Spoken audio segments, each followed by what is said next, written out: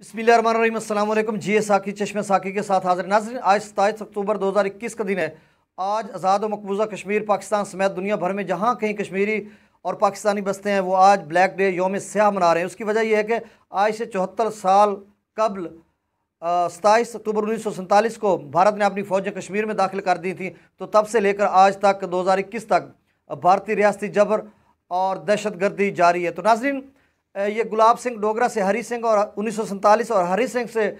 ताहाद 27 अक्टूबर 2021 तक भारत जो है अपना जाबराना तसल्लुत कायम किए हुए है कश्मीर में। तो नाज़रीन, आपको ये भी बताता चलूँ कि कश्मीर की जो पस मंज़र है, कश्मीर के जो टोटल अजला हैं, चाहे वो मकबूजा कश्मीर है या आज़ाद कश्मीर है, उसके 32 अजला बनते हैं, जिसमें 10 अजला पाकिस्तान के पास हैं और जो 22 अजला हैं वो कश्मीर अपना भारत के पास है। तो नाज़रीन, जो भारत के पास 22 अजला, उसमें कश्मीर वैली में 10 अजला हैं और जो जम्मू डिवीज़न है उसमें भी 10 अजला हैं और जो लद्दाख है उसमें 2 अजला हैं। तो 22 अजला इस वक्त जो हैं वो भारत के पास हैं और 10 अजला पाकिस्तान के पास हैं। तो नाज़रीन, जो 150 साल तसल्लुत है,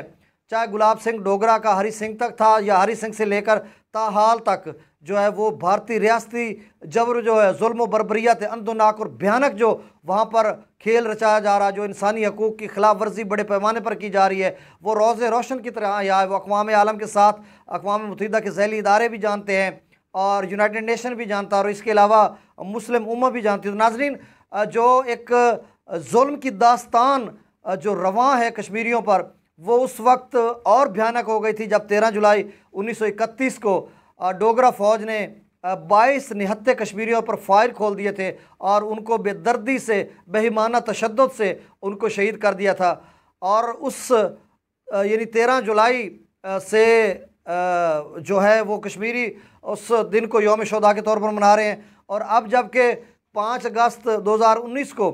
फिर इस कश्मीर का जो स्पेशल स्टेटस था वो मोदी हुकूमत ने उसको ख़त्म कर दिया। उसकी वजह ये थी कि वो आइनी जो दहशतगर्दी वो लाए हैं, वहाँ पर जो कश्मीरियों की जो अक्सरियत है उसको ख़त्म करना चाहते थे। चूँकि कश्मीर को जो स्पेशल स्टेटस था, यह एक खसूसी हैसियत हासिल थी कि उसकी जो प्रॉपर्टी है वो कोई मुसलमानों के अलावा कोई बाहर से आया हुआ ख़रीद नहीं सकता था। अब चूँकि वहाँ पर अक्सरियत मुसलमानों की थी और इसको अक़लियत में बदलने के लिए जो है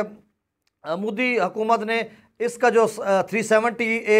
या 35A का जो आर्टिकल 370 आप उसे कह लें, उसका ख़ात्मा किया इस वजह से कि बाहर के जो लोग हैं वो अब उसका स्पेशल स्टेटस ख़त्म हो गया और वहाँ पर जो है वो अपनी प्रॉपर्टी वगैरह, चाहे सिख हैं, हिंदू हैं या ईसाई हैं या किसी भी कम्युनिटी से उनका ताल्लुक़ है, वो अब ज़मीन प्रॉपर्टी कश्मीर में ख़रीद सकते हैं। जब वो आएंगे बराबर, तो फिर उसके बाद जो मिनॉरिटी है वो मुसलमान उसमें हो जाएंगे। अक्सरियत जब आपके मुसलमानों की है, तो जब दूसरे मज़ाहिब के लोग वहाँ पे आबाद होंगे, आबादकारी होगी, तो उसके बाद ये अक़लियत में चले जाएंगे। तो फिर उसके बाद एक रेफरेंडम का जो यूनाइटेड नेशन कह रही है, सिक्योरिटी काउंसिल कह रही है राइट टू सेल्फ डिटर्मिनेशन के लिए, तो फिर उसके बाद रेफरेंडम पे भी है शायद आ जाएं और कहें जी आप रेफरेंडम करार हो, तो उस वक्त जो मेजॉरिटी होगी वो बाकी जो मज़ाहिब के लोग हैं उनकी होगी। तो ये जो खेल रचाया जा रहा है ये इंतहाई भयानक है। और उसके बाद फिर अब ताहाल 2021 तक इन 2 बरसों में जिस तरह से कश्मीरियों ने मुश्किल तरीन वक्त गुजारा है, घरों में मैसूर आकर सड़कें गलियां सुनसान पड़ी हुई हैं और इसके अलावा स्कूल कॉलेजेस का जो हाल है वो, और ये एक वक्त ये भी आया था कि जब मुक़य्यद करके कश्मीरियों को उनके घरों में रखा गया, तो उस वक्त वो अपने जो अपना जो फौज शुदगान थे उनको घरों में दफन करते थे, उनके जनाजे के लिए वो इजाज़त नहीं देती थी। और क्लस्टर बमों के मुकाबले में गुलेल और पत्थर से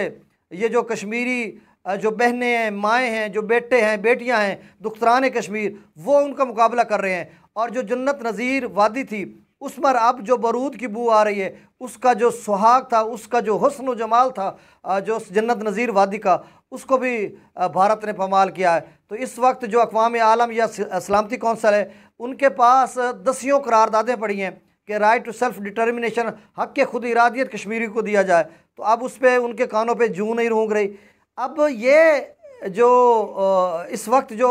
स्ट्रेटेजी जा रही है, वो स्ट्रेटेजी जो मोदी हुकूमत की है वो यही है, जैसे मैं अर्ज़ कर चुका हूँ कि वहाँ पर दूसरे लोगों को बसाया जाए और उसके बाद फिर कोई हम अक़वाम आलम में इस तरह का जो है कोई स्ट्रेटेजी हम पेश करेंगे कि अब रेफरेंडम होता है या नहीं होता, या जो भी है। क्योंकि जो आलमी ताकतें हैं वो भी कोशिश कर रही हैं कि पाकिस्तान और कश्मीर के मबैन इस इशू को हल किया जाए। तो नाज़रीन, मैं एक टीचर हूँ और मैं सजेस्ट करता हूँ जो है इंडियन के जो अवाम है, इंडियन अवाम है, भारतीय अवाम है, उनको भी और पाकिस्तानी अवाम को भी गुज़श्ता दिनों एक जो T20 का जो मैच हुआ जिसमें पाकिस्तान और भारत के मबैन मैच खेला गया, जिसमें पाकिस्तान ने भारत को 10 विकेटों से शिकस्त दी। तो उसमें जिस तरह से जो भारतीय कप्तान थे विराट कोहली, वो जिस तरह से हमारे जो ओपनर थे रिजवान और बाबर आजम, उनको मिल रहे थे और खुशी से जो है उनको गले लगा रहे थे, तो इतना जज्बा हमारा पैदा हुआ कि क्या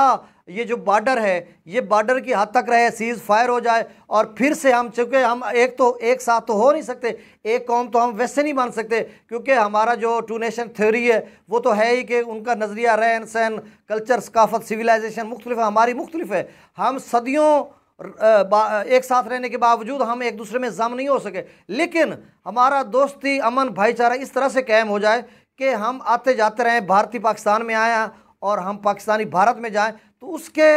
जो बीच में जो आड़ है वो है कश्मीर। अगर कश्मीर का जो इशू है वो हल हो जाए तो उसके बाद फिर हम वही मुहब्बतें बांटेंगे। अब हमारे जो हिंदू दोस्त यहाँ से जो हमारे पाकिस्तान से माइग्रेट होकर पंजाब, जो इंडियन पंजाब है वहाँ पर गए थे, या राजस्थान में गए थे, या हरियाणा में जहाँ कहीं वहाँ जाकर बसे, तो आज भी जब हम उनकी वीडियोस देखते हो तो बहुत खुशी होती है कि वो हमारी ये जो हमारा एक्सेंट है, हमारा खासकर झंग जो कबीर वाला, खानेवाल, मुल्तान का एक्सेंट है, इसी को वहाँ पे बोलते हैं। और वो सदियों तक वो यहाँ पर रहे और इसी मिट्टी की खुशबू से वो मुअत्तर हुए और फिर वो हमें मिलने आ जाए, हम उनके पास आ जाएं, तो ये जो तनाव है, ये जो टेंशन है, ये ख़त्म हो जाए। तो हम चाहते हैं कि अमन का दौरा हो। हम जो मुसलमान के वो अमन और आश्ती के आलम बरदार हैं। ये सारी चीज़ें हमें आका करीम अलैहिस्सलाम ने बताई थी, लेकिन जब हमें ज़्यादा तंग करे तो फिर जो है अपने दिफा के लिए उठना पड़ता है। तो नाजरीन, फिर से मैं ये गुजारिश करता हूँ, दोनों ममालिक के जो क़यादत है, दोनों क़यादत मिल बैठ कर ये फ़ैसला करें, सोचें कि न्यूक्लियर स्टेट दोनों ममालिक हैं और अब ये जो दौर है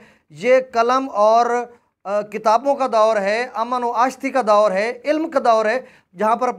पाकिस्तान में भी बहुत ज़्यादा गुर्बत है, पॉवर्टी है, और हिंदुस्तान, भारत में भी बहुत ज़्यादा पॉवर्टी है। और जो हम डिफेंस में बजट इतना खर्च कर रहे हैं उसको हम अवाम की फलाह व बहबूद के लिए खर्च करें। हम अपनी गुर्बत के जो लोग हैं, गुर्बत की सतह से नीचे जो ज़िंदगी बसर करें, उनको ऊपर लेके आएँ, उनको शऊर दें, उनकी जहालत की जो अमीर गहराइयों में घिरे हुए हैं उनको लेकर हम शऊरियत की परवान तक ले जाएँ, इल्म दानिश, इल्म हिकमत की मिराज तक ले जाएँ। तो ये कब मुमकिन है? ये ख्वाब है क्या? ख्वाब ये शर्मिंदा ताबीर होगा? तो नाजरीन, आज जो ब्लैक डे, यौम स्याह जो है पूरे